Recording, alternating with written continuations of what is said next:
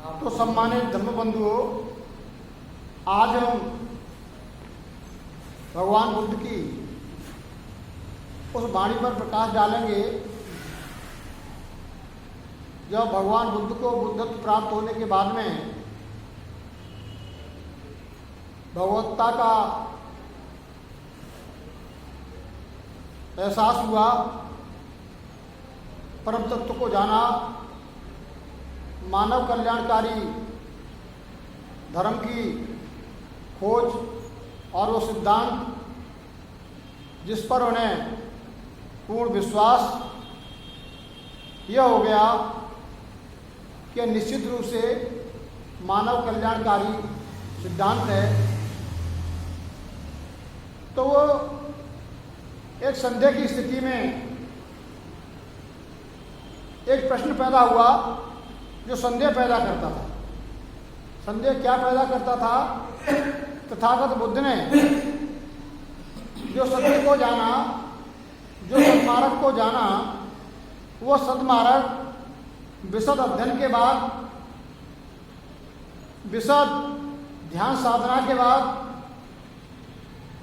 कठिन तपस्या के बाद, तमाम शास्त्रार्थ और गोष्ठियों के बाद वे स्वयं के चिंतन मनन पर संपूर्ण मनन करने के बाद में इस निष्कर्ष पर पहुंचे कि अब तक जो भी मैंने पढ़ा है, जो भी मैंने सुना है, जो भी लोगों के दार्शनिक मतांतर हैं, सिद्धांत हैं, उनका निरीक्षण किया, उनका परीक्षण किया, उन पर मनन किया और ये जानने का प्रयास किया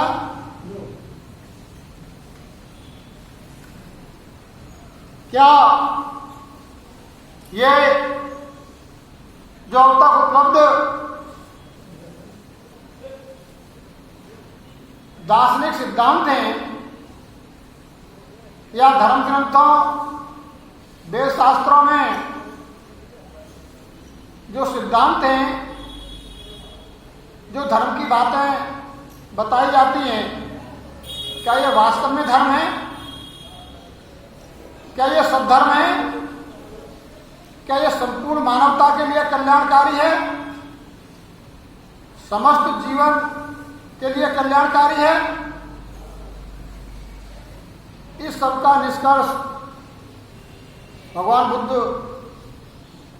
ने निकाला कि मैंने जो सद्धर्म खोज की है, क्या उस सद्धर्म को मैं जनसाधारण को बताऊं, उसका उपदेश दूं, अथवा इससे मैं स्वयं का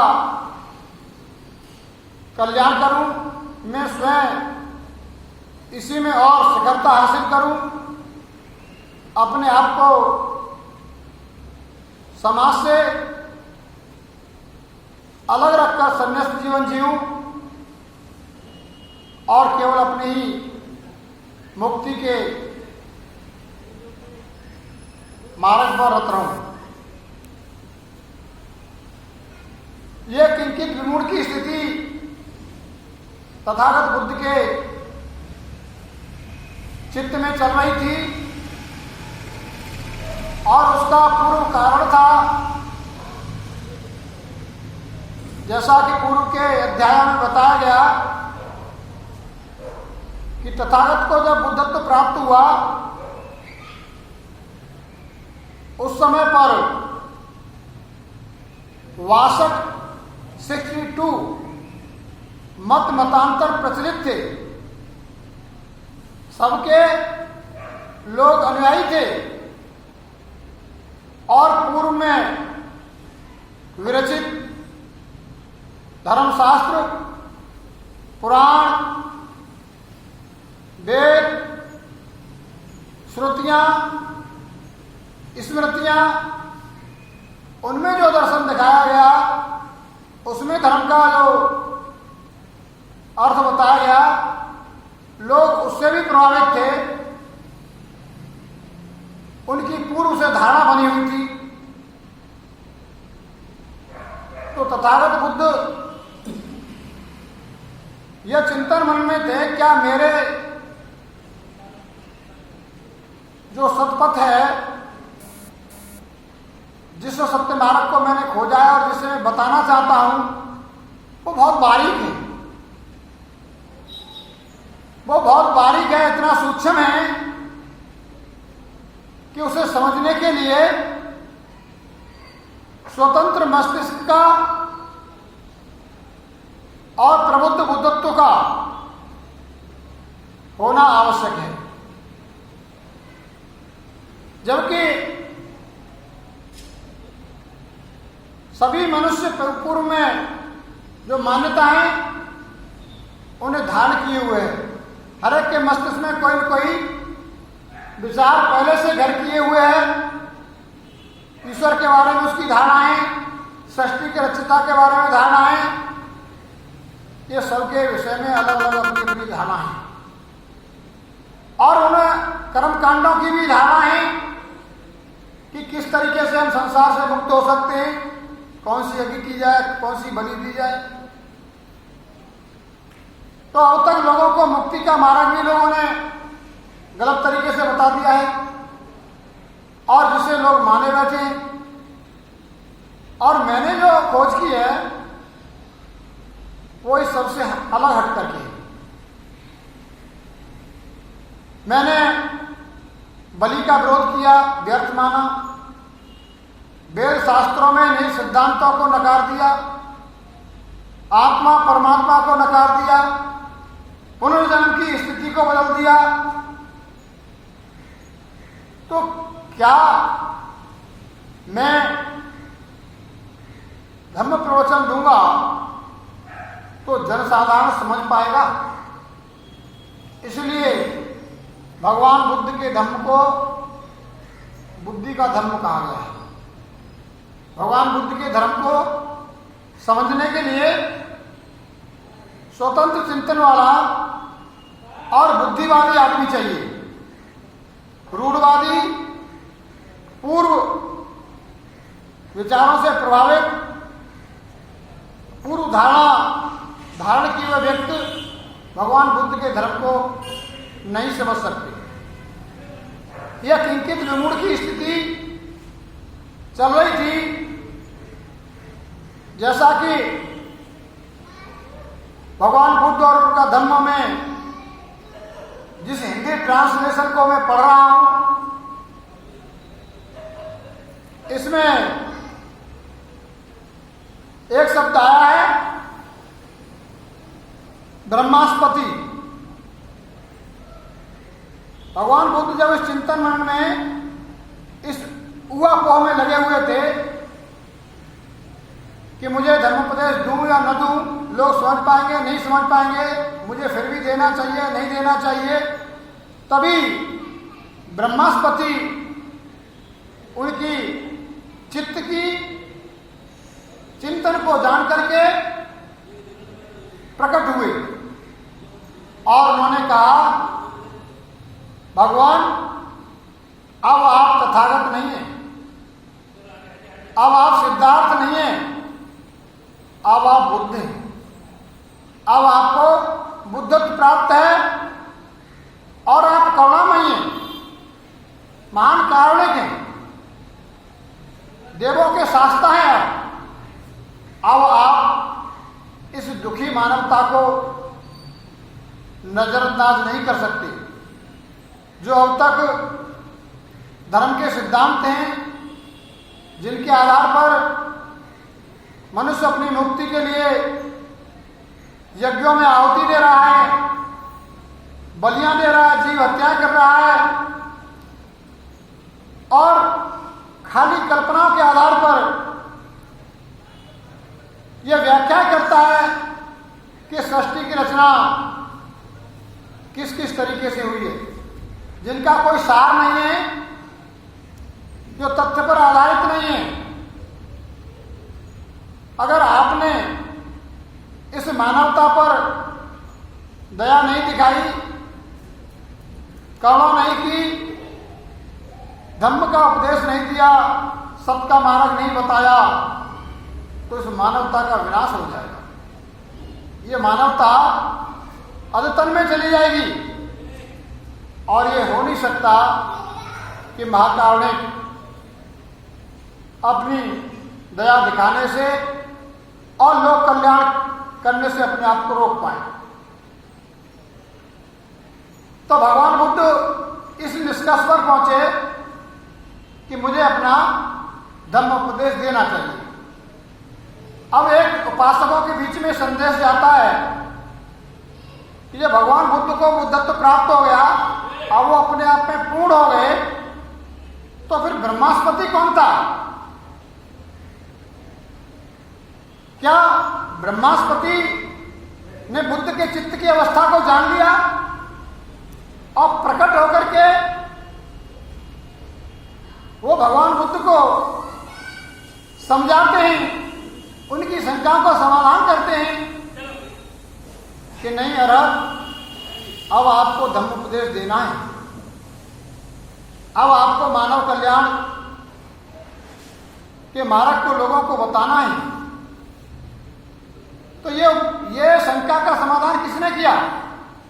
भगवान बुद्ध को धम्म उपदेश देने के लिए किसने प्रेरित किया? ब्रह्मास्पति ने। तो इसका मतलब ब्रह्मास्पति कोई अलग और विशेष चीज थी? नहीं धम्मबंधु। यहां इस शंका का समाधान मैंने जैसा पढ़ा है, मैंने जैसा भगवान बुद्ध और उनके धम्म के ज्ञाताओं से सुना है, उन्होंने बताया है कि बाबा साहब डॉक्टर अम्बेडकर ने, जो महान ज्ञाता थे, धर्म के मर्मज्ञ थे, उनकी पाली भाषा में ब्रह्मास्पति का अर्थ बुद्ध से ही है। वो ब्रह्मास्पति कोई और नहीं था, बल्कि वो भी तथागत गौतम के चित्त की एक अवस्था थी।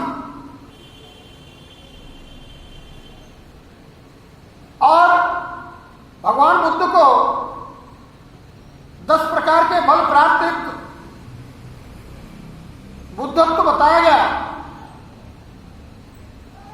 उन्हें 10 प्रकार के जो बुद्धि बल होते हैं, वो शक्तियां जो होती हैं, उन पर तथागत का नियंत्रण हो चुका था। लेकिन वही बुद्धत्व जो है, चिंतन मनन स्वयं, प्रश्न और उत्तर स्वयं खोजता है। जैसा कि साधारण आदमी जब चिंतन और मनन करता है तो कुछ कार्य को करने का या न करने का, करने का न करने का चिंतन स्थिति में रहता है। वहां कोई बाहरी शक्ति नहीं होती, उसका स्वयं का चिंतन होता है। और जो लोग कल्याण प्रेरित कर देता है विचार, और उससे वो सत्काम करने लग जाता है, तो वो भी उसी का विचार था जो रोक रहा था, और वो भी उन्हीं का विचार था जिससे प्रेरित होकर के कार्य किया। और जो लोक कल्याणकारी कार्य करता है, वही सद्धम्म और बुद्धत्व का परम तत्व माना जाता है। इसी तरीका से भगवान बुद्ध की वह चित्त की अवस्था थी, जिस चित्त की अवस्था ने स्वयं भगवान बुद्ध को यह प्रेरित किया कि नहीं, इस दुखी मानवता को कष्टों से निवृत्त होने का सत्पथ मार्ग अवश्य बताना चाहिए। इसलिए यह भ्रांति निकाल दें कि ब्रह्मास्पति कोई ब्रह्मा नाम का देवता था या कोई अन्य शक्ति पुरुष था। क्योंकि यह पुस्तक, यह महान धर्म ग्रंथ परम पूज्य बाबा साहब डॉक्टर अम्बेडकर द्वारा विरचित किया गया है, और इसमें बाबा साहब डॉक्टर अम्बेडकर ने 22 प्रतिज्ञाएं भी उल्लेखित की हैं। उन 22 प्रतिज्ञाओं में बाबा साहब डॉक्टर अम्बेडकर ने ब्रह्मा विष्णु महेश जैसी शक्ति को मानने से इनकार कर दिया। जब ब्रह्मा विष्णु महेश जैसी शक्ति को मानने से इनकार कर दिया, तो फिर यहां ब्रह्मास्पति कौन आ गया? इसका मायने यह है को ब्रह्मास्पति कुछ नहीं था। ये पाली भाषा का शब्द है जो बुद्ध के लिए प्रयोग होता है, बुद्ध की चित्त की अवस्था के लिए प्रयोग होता है। भगवान बुद्ध के बहुत सारे नाम हैं, सैकड़ों से ज्यादा नाम हैं। तथागत भी कहते हैं, सिद्धार्थ भी कहते हैं, बुद्ध भी कहते हैं, अरहंत भी कहते हैं, भगवान भी कहते हैं। पंडित लाल साक्षात्कार ने 100 से ज्यादा नाम अपने शास्त्रों में भगवान बुद्ध के बारे में बताएं, जो समय समय पर विद्वान लोग प्रयोग करते रहे। इसलिए यहां पर यह भ्रांति निकाल देनी चाहिए कि ब्रह्मास्पति कोई और था। इन किताबों में तो फोटो भी छाप दिया है ब्रह्मास्पति का और वो अभिवादन कर रहा है, ऐसा बाबा साहब डॉक्टर अम्बेडकर का मानना नहीं था। मैं भी इस बात पर निजी राय रखता हूं कि तथागत को बुद्धत्व प्राप्त होने के बाद में अन्य कोई ऐसी शक्ति नहीं थी जिसकी उन्हें राय की जरूरत हो, या उससे प्रेरणा लेकर के या उसके सलाह परामर्श को मान करके वो धर्म का उपदेश देते थे। वह उनकी ही चित्त की अवस्था थी।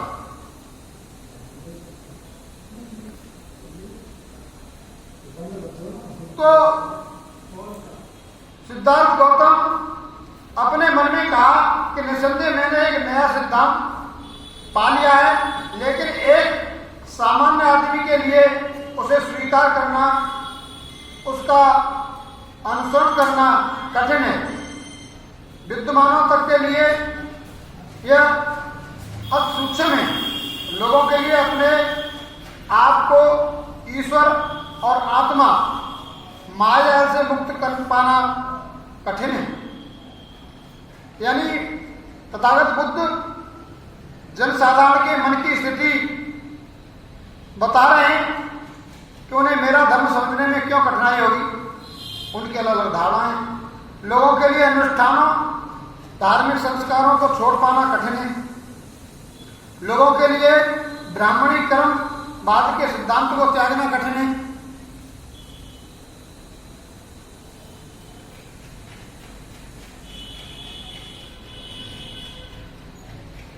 लोगों के लिए आत्मा की नित्यता में अपने विश्वास को छोड़ पाना और मेरे इस सिद्धांत को मानना भी कठिन है। आत्मा कहीं कोई स्वतंत्र अस्तित्व नहीं है और मरने के बाद भी यह नहीं रहती। आदमी स्वार्थरत है और वह इसी में मजा और आनंद लेता है। लोगों के लिए मेरे न्याय संगत सिद्धांत को स्वार्थपरता के ऊपर रखकर स्वीकार कर पाना कठिन है।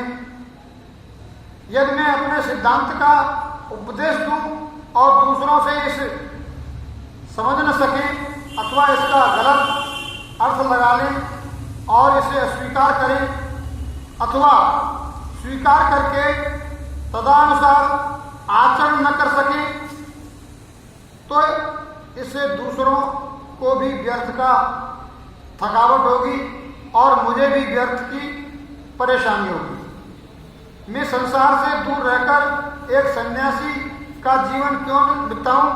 स्वयं को और अधिक भरपूर बनाने के लिए सिद्धांत का उपयोग करूं। उन्होंने मन ही मन प्रश्न किया, मैं कम से कम अपना कल्याण कर ही सकता हूं। यह किंचित मुमुड़ की स्थिति थी और यहीं पर ब्रह्मास्पति का प्रकट होना दर्शाया गया है। और ब्रह्मास्पति के बारे में जैसा मैंने पढ़ा और सुना है बौद्ध धर्म के विद्वानों से, वो मैंने अपने तरीके से आपको बताने का प्रयास किया है। बहुत से प्राणी जो मलिनता से परे हैं और धम्मदेशना सुनने के कारण पतित हो रहे हैं। ब्रह्मास्पति ने आगे कहा, भगवान आप जानते हैं कि प्राचीन काल में मगध के लोगों के बीच एक पुराना दोषपूर्ण धर्म पैदा हुआ था जिसमें बहुत बुराइयां थी। भगवान, क्या आप उन लोगों के लिए अमृत द्वार नहीं खोलेंगे?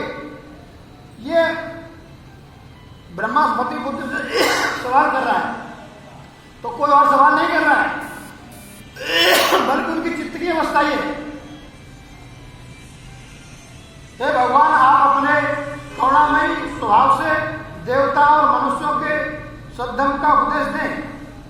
बुद्ध ने उत्तर दिया, मैंने मनुष्य के श्रेष्ठ और प्रसिद्ध ब्रह्म यदि मैंने उपदेश देने का संकल्प नहीं किया तो इसका कारण यह है कि मैंने उत्पीड़न का अनुभव तो किया है, किंतु मेरे धर्म के सिद्धांत को लोग समझ नहीं पाएंगे। यह जानकर कि संसार में इतना अधिक दुख है, बुद्ध ने यह अनुभव किया कि सन्यासी की तरह हाथ पर हाथ रखे बैठे रहना और स्थिति को यथावत रहने देना उनके लिए ठीक न होगा। उन्होंने तपस्या को व्यर्थ पाया, संसार में से भाग खड़े होना बेकार पाया। एक तपस्वी के लिए भी संसार से भाग खड़े होना संभव नहीं है। उन्होंने अनुभव किया कि संसार से भाग खड़े होना आवश्यक नहीं है। आवश्यकता इस बात की है कि संसार को बदलकर इसे और अच्छा बनाया जाए। तथागत बुद्ध अंततोगत्वा से निष्कर्ष पर पहुंचे कि संसार से, समस्याओं से एक सन्यासी को भागना नहीं चाहिए, बल्कि इस संसार को सुंदर बनाने के लिए, मानव उपयोगी बनाने के लिए साहस के साथ उसे कार्य करने चाहिए, ताकि बुराइयों को नष्ट करके, खत्म करके इसे सुंदर और जन उपयोगी, जन कल्याणकारी बनाया जा सके। बुद्ध ने अनुभव किया। अब देखिए, यह बात अनुभव शब्द आ गया। अब वो स्वयं अनुभव कर रहे हैं। बुद्ध ने अनुभव किया कि उन्होंने संसार का त्याग इसलिए किया था कि वह इतना अधिक संघर्ष है जिसके परिणाम पीड़ा और दुख है, जिनका उनके पास कोई इलाज नहीं था। यदि वह सद्धर्म के प्रचार से संसार के कष्ट और दुख को दूर कर सकते हैं तो यह उनका कर्तव्य है कि वह संसार विमुख होकर उनकी सेवा से अपने आप को विरत न रखे, निष्क्रियता की मूर्ति बनकर चुपचाप न बैठे। इसलिए बुद्ध ने ब्रह्मास्पति की प्रार्थना को स्वीकार की और संसार को सद्धर्म का उपदेश